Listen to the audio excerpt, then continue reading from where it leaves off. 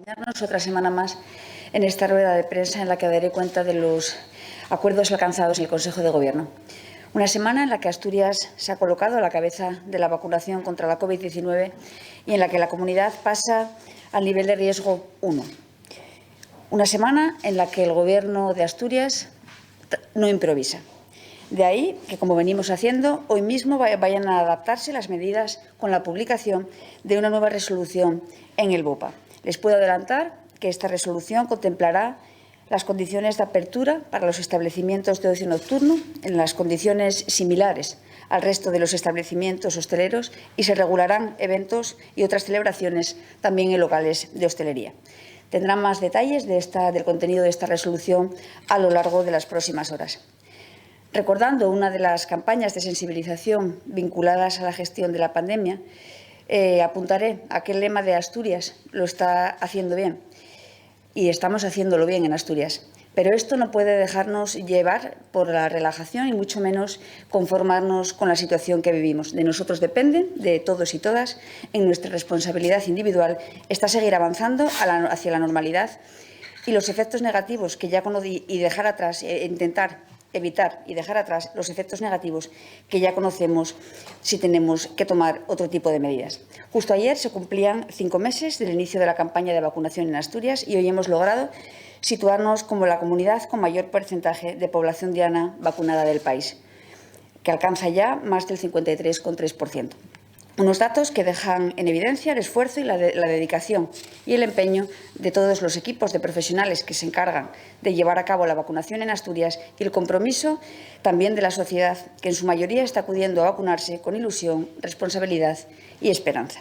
Estas dos variables son el fruto del trabajo bien hecho y del compromiso de los asturianos y las asturianas. Dos variables que han logrado que Asturias se sitúe también como una de las regiones con mayor tasa de personas inmunizadas. Es por ello que desde el Gobierno, desde la prudencia y siendo conscientes de que el virus todavía no se ha ido, eso sí, desde un nuevo escenario que nos enfoca hacia esa esperanza y hacia la recuperación de una vida normal, estamos centrando todos nuestros esfuerzos en la reanimación económica y social de Asturias y en paliar los efectos que ha traído consigo esta crisis sanitaria sin precedentes. ¿Quién nos iba a decir, y eso sí que nos lo preguntamos a veces, quién nos iba a decir en marzo del año pasado que hoy, 14 meses después de la declaración de una pandemia mundial, estaríamos vacunándonos contra ese virus y recuperando ese camino hacia la normalidad en nuestras vidas? Creo honestamente que tenemos que sentirnos orgullosos como sociedad por haber dado respuesta a un virus desconocido en tiempo récord y todo ello sin olvidarnos de las víctimas ni de las secuelas que aún sufren muchas personas y sin olvidarnos tampoco de que debemos seguir cumpliendo con las normas sanitarias vigentes. Pero lo cierto es que todos también necesitábamos poder mirar hacia el futuro con esperanza y la vacunación nos ha situado ya en este nuevo escenario. Y mirar al futuro con esperanza es también mirar hacia los más jóvenes de esta región y apostar, en este caso, por su formación. Si la semana pasada en el Consejo de Gobierno dábamos luz verde a una inversión de más de 5 millones de euros para la construcción del Instituto Rey Pelayo en Cangas de Onís, hoy se ha autorizado formalmente la creación del Instituto de Educación Secundaria La Fresneda, un instituto con 18 aulas en las que se impartirán enseñanzas de educación secundaria obligatoria y 2 modalidades de bachillerato. Este nuevo centro entrará en funcionamiento de manera escalonada, así el próximo curso recibirá alumnado de primero de ESO y primero de bachillerato y el resto se irá incorporando progresivamente. La construcción, cofinanciada por el Fondo Europeo de Desarrollo Regional, ha entrado en su recta final. De hecho, la entrega de las obras adjudicadas en más de 5 millones de euros está prevista para el próximo mes de junio. Como muestra del esfuerzo inversor del Gobierno de Asturias en infraestructuras educativas, cabe recordar que para este año y también en Oviedo está presupuestada la contratación y el inicio de las obras de los institutos de La Florida y La Corredoria.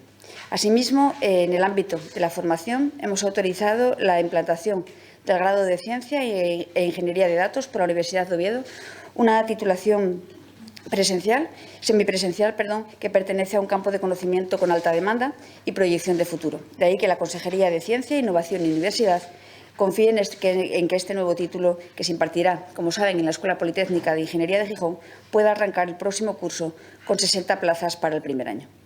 Por otro lado, con el fin de definir políticas públicas innovadoras que conduzcan al objetivo de la igualdad efectiva entre hombres y mujeres, el Consejo de Gobierno ha dado luz verde a la constitución del Comité Asesor de Innovación Social para la Igualdad, un órgano consultivo que asesorará a la Dirección General de Igualdad en la consecución de este objetivo.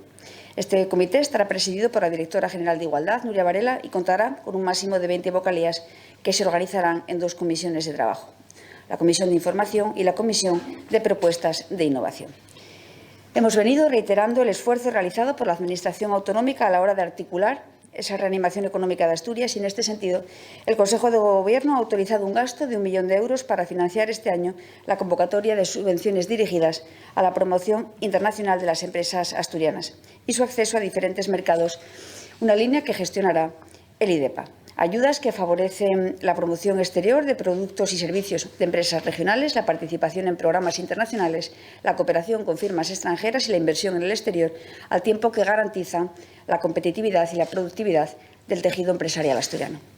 Sin perder de vista al medio rural y con el objetivo de mejorar los resultados económicos de los negocios, de facilitar su modernización, incrementar su orientación hacia el mercado y fomentar la diversificación agrícola, hemos aprobado un gasto de 600.000 euros destinado a la convocatoria de subvenciones a entidades asociativas agrarias para la mejora de explotaciones agrícolas.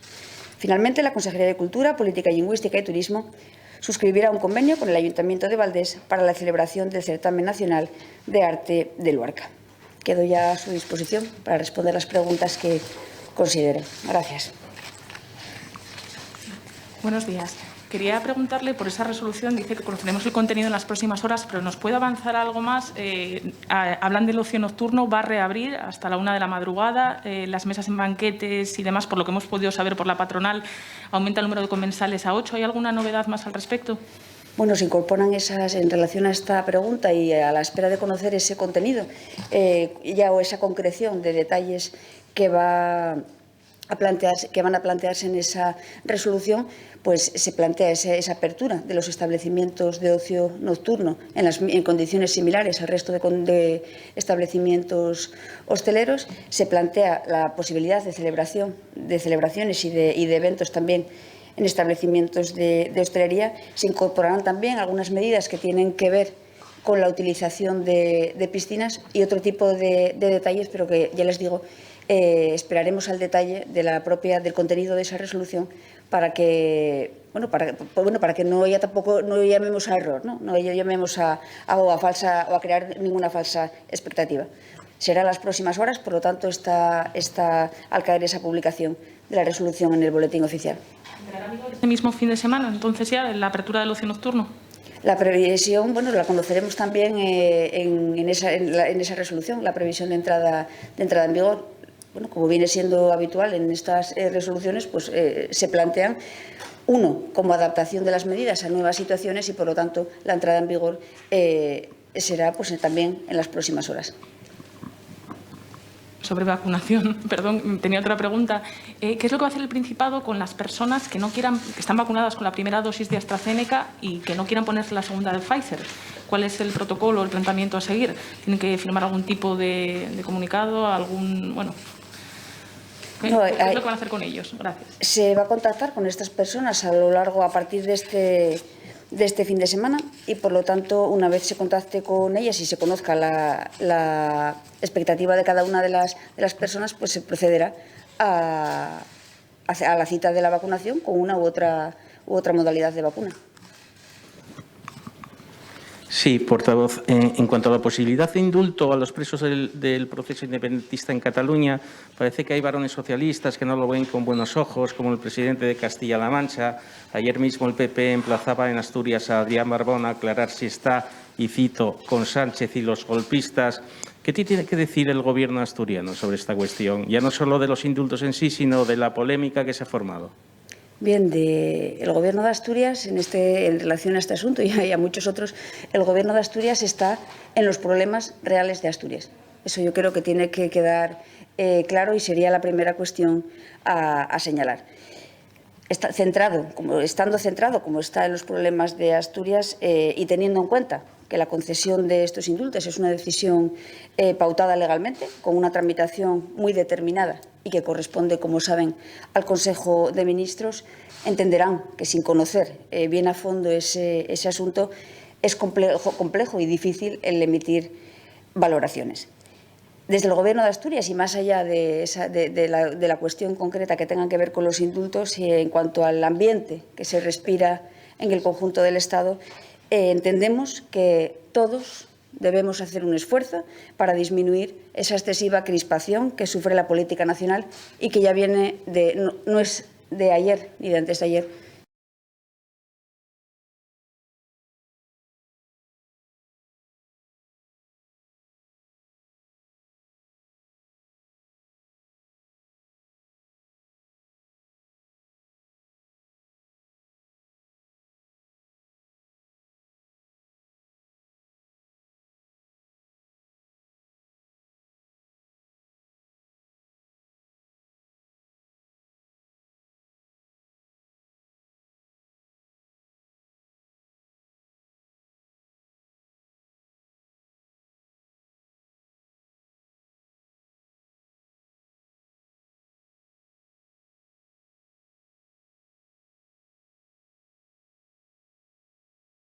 Personas de menos de 50 años. Gracias.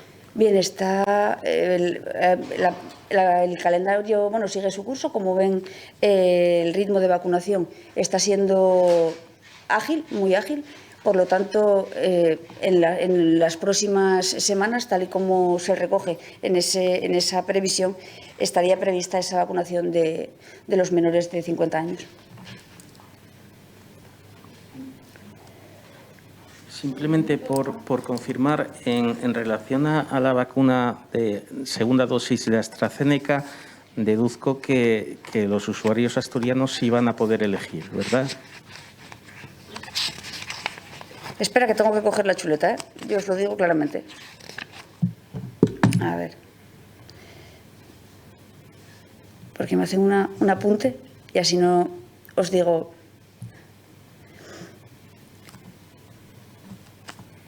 Bien, estos profesionales, como recordáis, eran profesionales esenciales, menores de 60 años, los que recibieron la vacuna, esa primera dosis de vacuna de AstraZeneca, recibirán, como os les decía, un mensaje con la información específica sobre la vacunación frente a la COVID-19 y se les comenzará a citar, como les decía, este fin de semana. El Servicio de Salud, siguiendo la Estrategia Nacional de Vacunación, vacunará con Pfizer. Y de forma excepcional, la persona que rechace expresamente la vacuna de Pfizer deberá firmar un consentimiento informado para que su vacunación se realice con AstraZeneca. Por lo tanto, esa es la previsión que se hace desde el Servicio de Salud y a partir de este fin de semana, pues todos estos profesionales esenciales es que estén atentos al teléfono porque empezarán a llegar los mensajes y se procederá a citar para la vacunación. Yo quería saber de cuántos profesionales estamos hablando, del número, si es posible. Y quería preguntar también por las ayudas del Gobierno regional a los sectores afectados por el COVID. ¿Cómo van? Porque en el turismo la mayoría no se han recibido todavía y se contaba con ellas para abril y acaba mayo. Si nos puede decir cómo están. Bien, en cuanto al número, el dato concreto no lo tenemos aquí, pero vamos, lo facilitamos en cuanto podamos. Y en cuanto al pago de esas ayudas, la pregunta iba más centrada al fondo estatal, si no entendí yo mal. No, las del Principado. Ah, vale, pues hacemos un balance, si os parece. Hasta ahora se han abonado 3.533 subvenciones por casi 10 millones de euros y están en tramitación muy avanzada varios bloques con la siguiente distribución. 2.000 solicitudes de turismo por un valor próximo a los 8.800.000 euros, más de 2.200 peticiones de comercio que suman 3,5 millones de euros y 141 peticiones de cultura por más de 400.000 euros. Entre las ayudas que ya se han abonado y las que están en tramitación muy avanzada, cuando hablo de tramitación muy avanzada, digo que ese abono será a partir de los próximos, se hará efectivo en los próximos días. Hablamos de un total de casi 8.000 beneficiarios y más de 22 millones de euros. Ese sería el balance del pago de las ayudas de ese fondo de rescate. No obstante, y también, como saben, se contemplan la convocatoria y se está trabajando ya en la definición de esas convocatorias. La convocatoria de ayudas estatales para los sectores económicos más afectados por la COVID-19, que, como recordarán, para esta convocatoria recibiremos más de 107 millones para dedicarlos a esas subvenciones directas de apoyo a la solvencia empresarial. Estamos también trabajando en la convocatoria de ayudas del Fondo COVID autonómico destinado a trabajadores autónomos, comunidades de bienes, sociedades civiles y pymes del sector turístico, hostelero y de restauración afectadas por la pandemia y con deudas pendientes, que sería otro de los compromisos que asumíamos y que tendrá su reflejo y su concreción en esta convocatoria.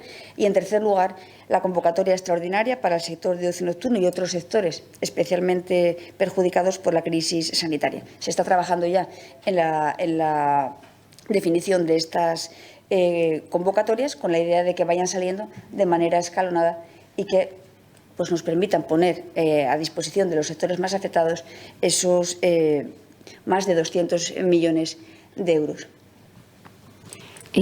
Había comentado que el calendario vacunal sigue su evolución.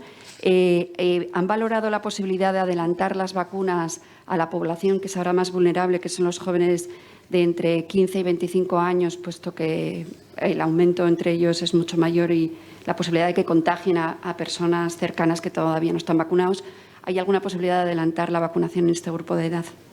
Bien, como saben, la Estrategia Nacional de Vacunación responde al criterio y al acuerdo del propio Consejo Territorial. Asturias siempre ha defendido el mantener ese criterio homogéneo en el conjunto del Estado. Si hubiese algún cambio en ese orden, ¿no? en ese orden de prioridades en la propia estrategia de vacunación en el marco del Consejo Territorial, pues se valoraría en ese marco y aceptaríamos o seguiríamos esa decisión conjunta, pero, como le digo, siguiendo la pauta de la estrategia de vacunación que, como saben, se toma en el propio Consejo Territorial.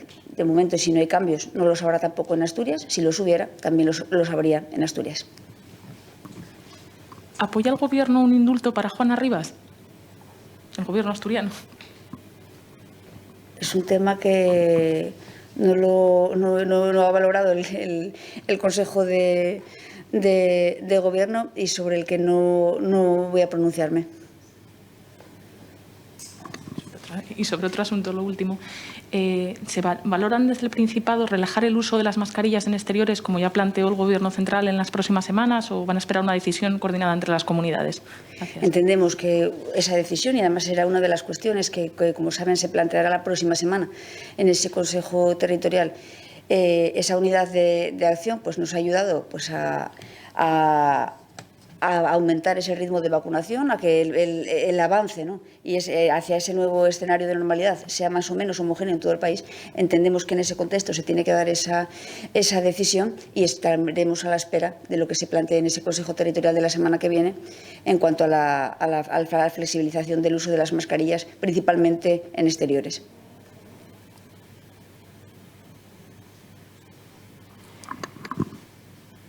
¿Alguna otra cuestión? Sí. Imagino que no ha habido ningún caso de cepa india. No sé si tiene datos de cuántos casos hay confirmados de variante brasileña y sudafricana en Asturias. Pues en cuanto a las cepas, tendríamos 71 casos de variante brasileña, 2 casos de variante sudafricana y, como saben, el 95% de los casos responde a la variante británica.